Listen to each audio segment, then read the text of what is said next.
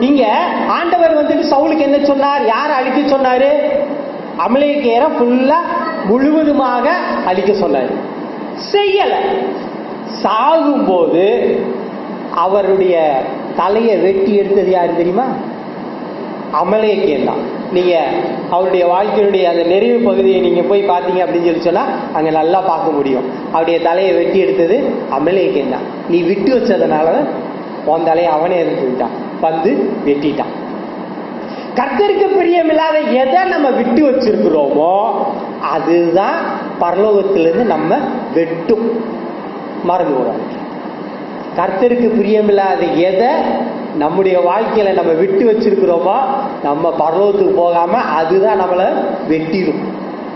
மறந்து போகக்கூடாது. அப்ப நம்ம என்ன செய்யணும்? முடியலைனாலும் முயற்சியை கைவிடக்கூடாது. முயற்சித்துக் கொண்டே இருக்க வேண்டும்.